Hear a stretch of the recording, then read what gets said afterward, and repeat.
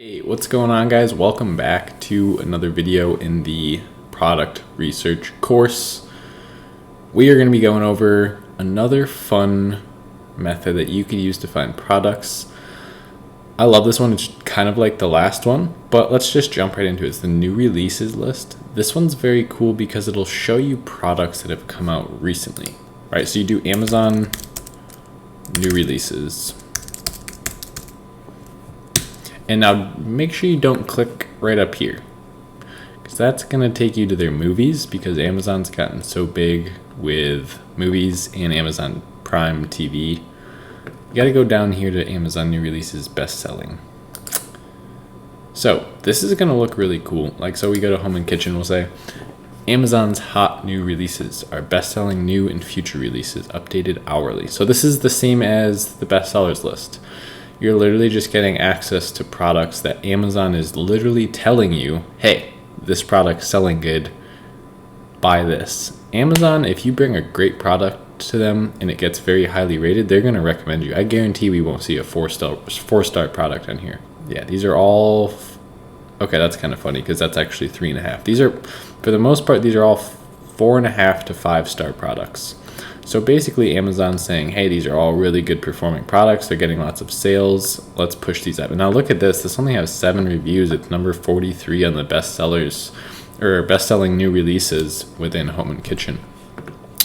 So basically what you could actually do is just look right through here with Jungle Scowl. Start on page 1.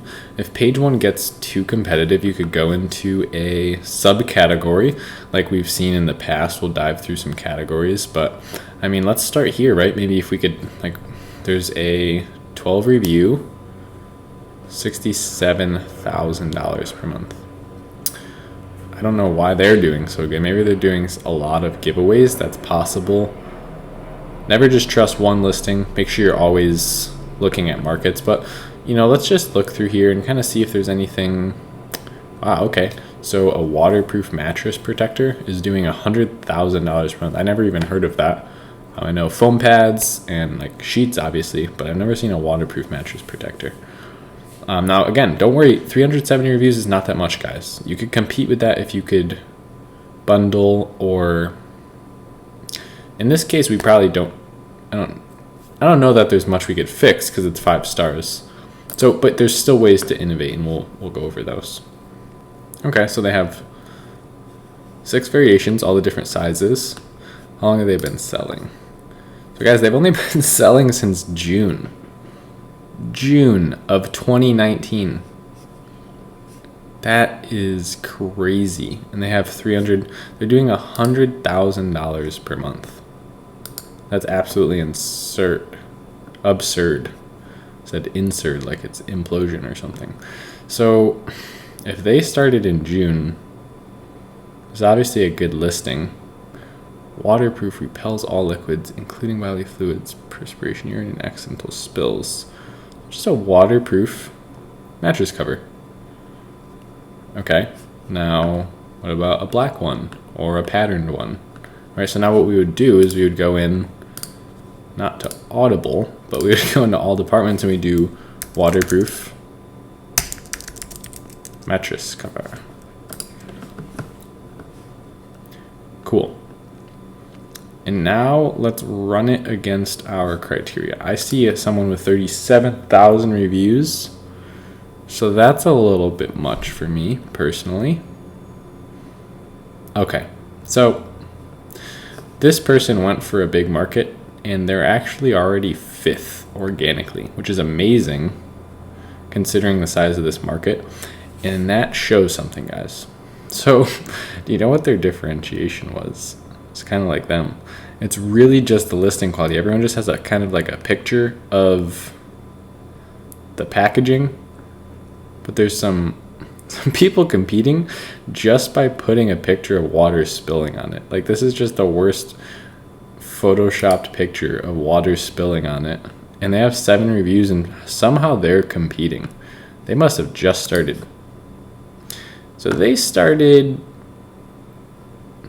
20 days ago, 3 weeks ago, and somehow they're already doing 20 sales a day.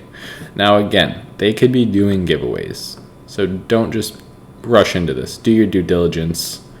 And later on in the course, we're going to be going over what to look for, how to know if a product's good or not.